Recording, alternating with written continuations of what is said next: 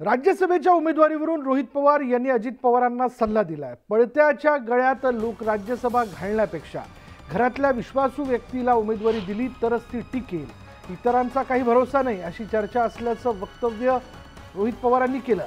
दरम्यान ट्विटरवरून त्यांनी सुनेत्र पवार आणि पार्थ यांना ॲडव्हान्समध्ये शुभेच्छा देत त्यांचं अभिनंदनही केलं।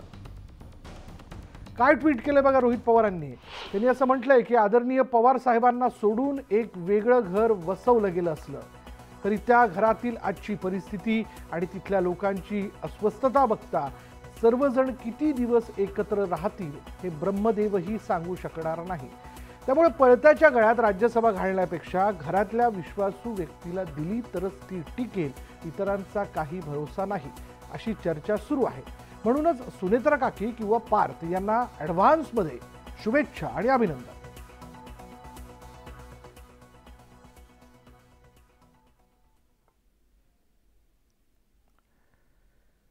पुढे 4-5 महिन्यांनी राज्यातलं सरकार बदलायचंय, राज्यातलं सरकार काही करून बदलायचं असं वक्तव्य शरद पवारांनी भाषणादरम्यान केलं। खोरूची गावातल्या भाषणात त्यांनी हे वक्तव्य केले। लोकसभा निवडणुकीत महाविकास आघाडीला चांगलं यश मिळालं आणि त्यानंतर आता महाविकास आघाडीला राज्यात सत्तेत येण्याचे वेध लागलेत, हेच यावरून दिसून येतंय।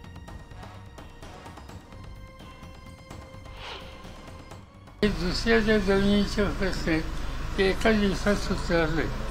आम्ही आता गेल्या इरिगेशन खात्याच्या लोकांशी बोलू, पण ते काही लगेचच्या लगेच होणार नाही। त्याला तुम्ही मला 4-6 महिने द्या।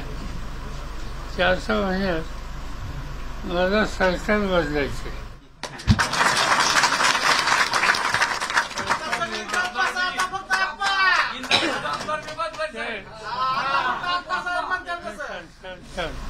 ते सरकार बदलल्याशिवाय आपल्याला पाहिजे त्याची धोरणं घेता येत नाही।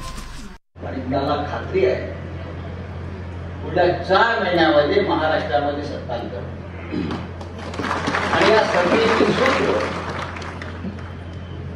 आपलं नेतृत्व करणाऱ्या माननीय उद्धव साहेबांकडे जाईल। आणि म्हणून ही सुरुवात करताना आपल्याला विजयाची लोकसभा झाली। या सर्व निवडणुका पदवीधर आणि शिक्षक, मुंबई असेल, नाशिक असेल, आपण जिंकायला पाहिजे। पुढे